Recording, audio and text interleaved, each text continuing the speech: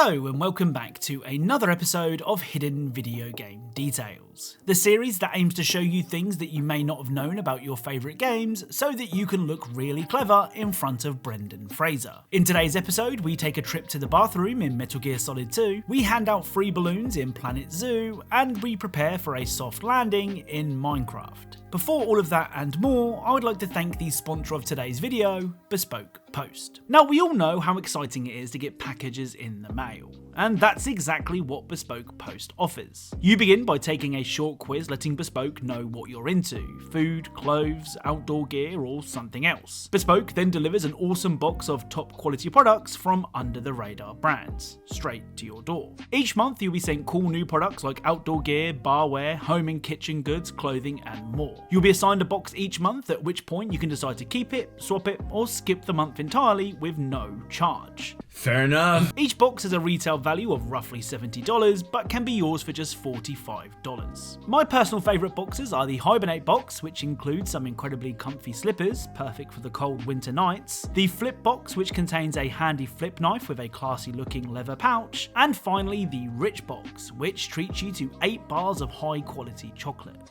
There really is a box for everyone. To get 20% off your first Bespoke box, making Bespoke even more of a bargain, click the link in the description and enter the code on screen at checkout. It's that simple. Now, all you have to do is wait for the postman to drop off your goodies. A big thank you to Bespoke Post for sponsoring today's video, and without further delay, let's get started. So let's begin with the excellent Halo Infinite. On Thursday, I uploaded a video covering 30 Easter egg secrets and references from the latest entry in the Halo series, but as usual, you guys pointed out a couple of things that I'd missed. First up is a good old-fashioned stand still and do nothing so that the AI becomes confused detail. At the beginning of the game, when the pilot rescues Master Chief, he tries to get Chief back online. Like all Halo games, this involves testing the Chief's sight by having him look at a torch. Well, if you don't look at the torch, the poor pilot becomes pretty concerned. I'm seeing a fault on the calibration matrix. At least I think it's a calibration matrix. Okay, follow the light. Look up.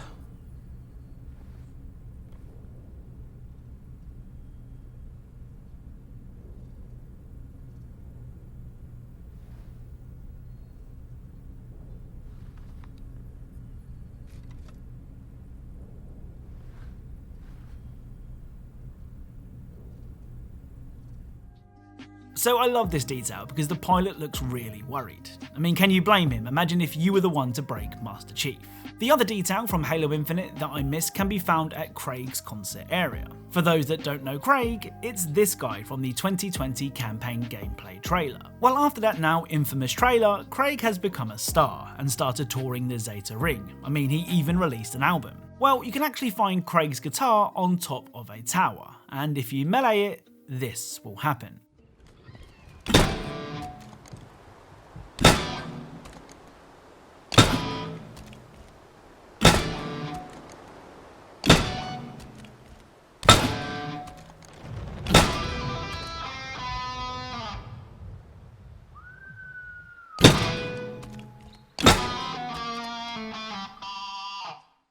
So I don't actually recognise most of the chords played here, though this one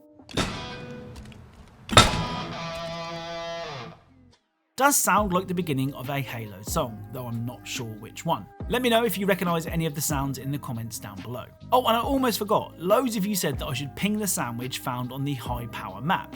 So I did, and the location was simply marked as Sandwich.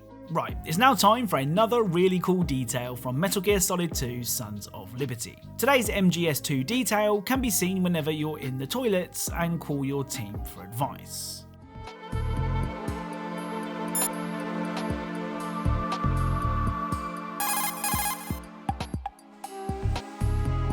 Raiden. Jack, give it a rest. I can't bear watching you do that. I disapprove. Return to your duties. That's what I feel like saying, but I'm beginning to feel like putting you in charge was not such a good idea.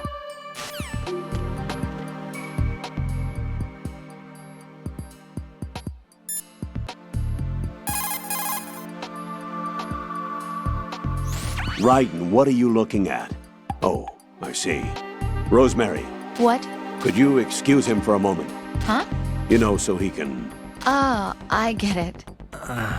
Jack, let me know when you're done, okay?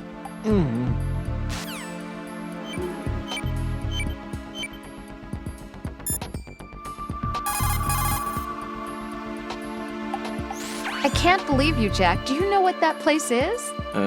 I just thought maybe the bomb disposal instructor might be in there. Why would he be in there? You never know. He's AWOL and... Even AWOL, a normal guy wouldn't go into a woman's bathroom. You're the only one I know who would. You're like really strange. Rosemary, settle down. But It's all right. Right, Rosemary is right. You should probably look someplace else. I can really sympathize with you there, though. what, sir? Nothing. Raiden, that's that. Return to your duties. You guys are unbelievable. Say what you want about the Metal Gear Solid games, but moments like these are the reason that people are still talking about them all these years later. Up next are more details from Grand Theft Auto San Andreas Definitive Edition. And before you say, yes, I know it's bad, but what can I say, I like a challenge. The first detail from San Andreas is a detail that regular viewers will know that I'm rather fond of. At various buildings, you can find lights that do this.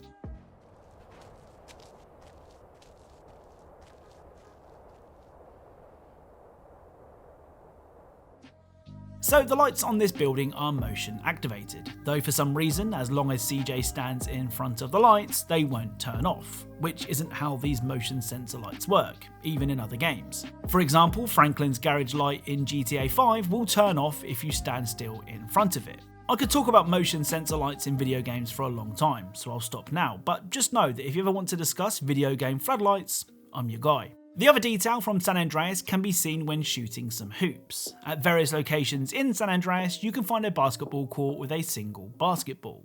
Well, you can pick up the ball and practice your free throws, even performing the odd dunk if you so wish. Though much like in real life, you do have to be in shape to perform such a move. For example, here is CJ dunking whilst he's in good shape.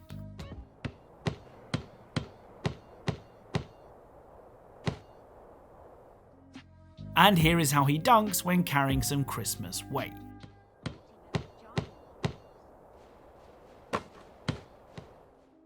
Well, it turns out that being overweight really affects your ability to dunk a ball, as no matter what, an overweight CJ will not dunk the basketball. Up next is another small detail from Minecraft, though this detail may actually end up saving your life. It probably won't, but it might. Now, we've all been in a situation in Minecraft where we've died because of fall damage. It's just one of those things that every Minecraft player will experience at least once. Well, there is a way to avoid such a grisly end. If you land on a bed, not only will it cushion your fall, but it will also do this.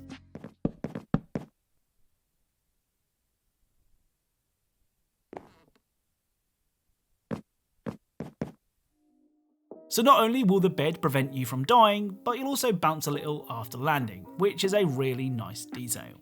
Now, I have a bit of a dilemma. Would you consider video game cheat codes an Easter egg or a hidden detail? I've always thought of them as more of a detail, but I can understand why some of you would call them Easter eggs. The reason I ask is because Planet Zoo has some of the coolest cheats I've seen in video games for a long time. The Zoo Management Simulation game is one of those games where you can spend hours making sure that your park is running smoothly. However, if you want to take a break from worrying about the cost of entry and if you should charge guests for using your bathroom, you always should, you may want to consider renaming your guests. For example, if you name a guest Selena M, every person in your zoo will be given a balloon. If you then name a guest JC, this will happen.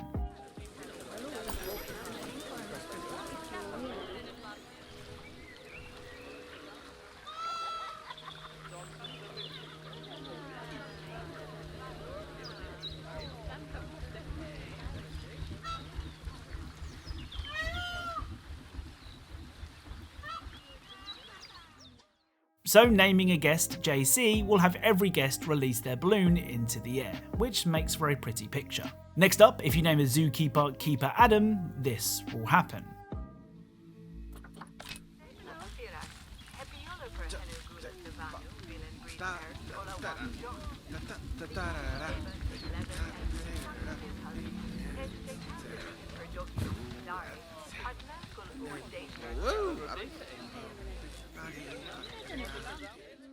So the zookeeper will take a break from cleaning poo and enjoy a little dance. Finally, if you name a guest J. Holthausen, this will happen.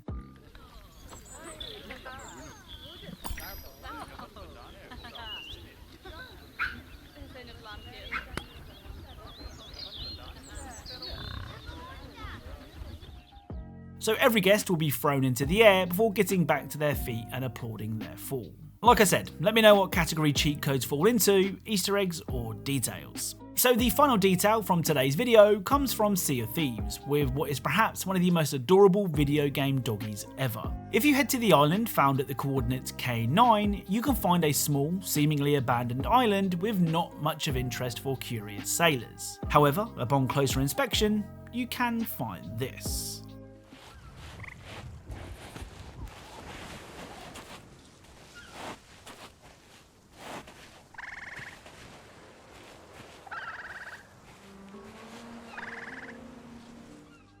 So this adorable little fella is the lone inhabitant of the island. He also looks a little bit like my dog Ruby. Anyway, the reason that this island is home to a lone dog is because of its coordinates. The word K9 is another name for a dog, and the location of this island is K9. Do you get it? It's a really clever detail, not to mention a really adorable one. So that's it. If you enjoyed this video, then leaving a like is really appreciated. Remember, if you are a fan of Easter eggs, secrets, and tiny details in games, then perhaps consider subscribing, as that's what this channel is all about. Be sure to follow me on my social media accounts. The links to those are in the description, and be sure to let me know of any hidden details or Easter eggs that you think I may have missed. Thank you all very much for watching, and I'll speak to you all soon.